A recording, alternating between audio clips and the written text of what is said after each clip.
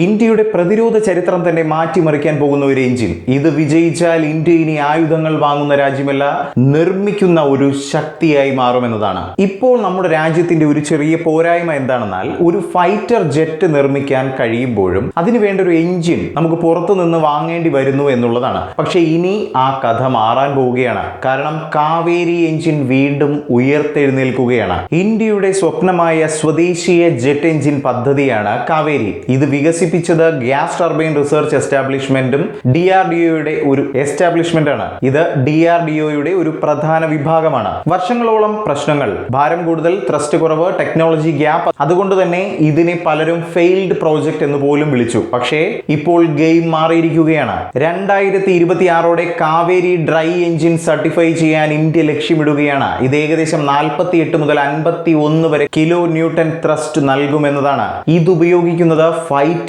ജെറ്റുകൾക്കല്ല, ഇന്ത്യയുടെ future stealth drone, Ghatak UCAV എന്നിവയ്ക്കു വേണ്ടിയാണ്. റഷ്യയിലെ CIAM ലാബിൽ ടെസ്റ്റുകൾ വിജയകരമായി പൂർത്തിയാവുകയാണ്. IL-76 ഫ്ലൈയിങ് ടെസ്റ്റ് ബെഡ് ഉപയോഗിച്ച ഇൻ ഫ്ലൈറ്റ് ടെസ്റ്റുകളും ഏകദേശം കംപ്ലീറ്റ് ആയിരിക്കുകയാണ്. ഇത് സാധിച്ചാൽ പതിറ്റാണ്ടുകൾ പഴക്കമുള്ള പ്രോജക്റ്റിന് അവസാനം വിജയം എന്നത് എടുത്തു തന്നെ പറയാം. ഇപ്പോൾ എഞ്ചിനീയേഴ്സ് ഉപയോഗിക്കുന്നത് കട്ടിംഗ് എഡ്ജ് ടെക്നോളജിയാണ്. ഡിജിറ്റൽ ട്വിൻ, അതായത് എഞ്ചിൻ റിയൽ ടെസ്റ്റ് തുടങ്ങുന്നതിന് മുമ്പ് തന്നെ വിർച്വലായി എല്ലാം പ്രഡിക്റ്റ് ചെയ്യാൻ കഴിയുന്ന ഒരു സജ്ജീകരണം. കൂടാതെ സ്റ്റെൽത്ത് വർദ്ധിപ്പിക്കാൻ ഫ്ലൂയിഡിക് ത്രസ്റ്റ് വെക്ടറിംഗ് നോസിൽ പോലും പരീക്ഷിച്ചു നോക്കുന്നു. പ്രൊഡക്ഷൻ സൈഡിൽ ഗോദ്രേജ് എയറോസ്പേസ് പ്രധാന പങ്ക് വഹിക്കുന്നു എന്നതും എടുത്തു തന്നെ പറയണം. ഇതൊക്കെ ഒരു തുടക്കം മാത്രമാണ്. അടുത്ത ലെവൽ എന്ന് പറയുന്നത് കാവേരി 2.0. ഇത് 80 മുതൽ 90 വരെ കിലോ ന്യൂട്ടൺ ത്രസ്റ്റ് ആകും നൽകുന്നത്. ഇത് വിജയിച്ചാൽ HAL തേജസ് MK1 പോലെയുള്ള ഫൈറ്റർ ജെറ്റുകളിൽ ഇത് ഉപയോഗിക്കും. ഇപ്പോൾ ഉപയോഗിക്കുന്നത് അമേരിക്കൻ GE F404 ആണ്. പക്ഷേ ഭാവിയിൽ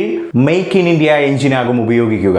ഈ പ്രോജക്റ്റിന് ഫ്രാൻസിലെ സഫ്രാൻ സഹായം നൽകുന്നു. Single crystal blade thermal tech high end know how ഇന്ത്യക്ക് ലഭിക്കുന്നു എന്നതാണ്. അതേസമയം ഇന്ത്യ സ്വന്തം ടെസ്റ്റിംഗ് ഫെസിലിറ്റികളിൽ നിർമ്മിക്കാനും തീരുമാനിച്ചിട്ടുണ്ട്. ഇത് ഫോറിൻ ആശ്രിതത്വം വലിയ രീതിയിൽ തന്നെ കുറയ്ക്കും. കാവേരി എഞ്ചിൻ വിജയിച്ചാൽ ഇതൊരു എഞ്ചിൻ മാത്രമല്ല, ഇന്ത്യയുടെ സ്വാതന്ത്ര്യത്തിന്റെ അടുത്ത ഘട്ടമാണെന്നത് നമുക്ക് ഒരു സംശയവും കൂടാതെ പറയാൻ സാധിക്കും. മെയ്ക്ക് ഇൻ ഇന്ത്യ മുതൽ പവർ ദ വേൾഡ് വരെ ഇന്ത്യയുടെ പറക്കൽ ഇപ്പോൾ തുടരുകയാണ്. ഇത് നിങ്ങൾക്ക് ഒരു പ്രൗഡ് ഫീൽ ഉണ്ടാക്കിയെങ്കിൽ ഉറപ്പായും താഴെ കമന്റ് ചെയ്യാൻ മറക്കരുത്.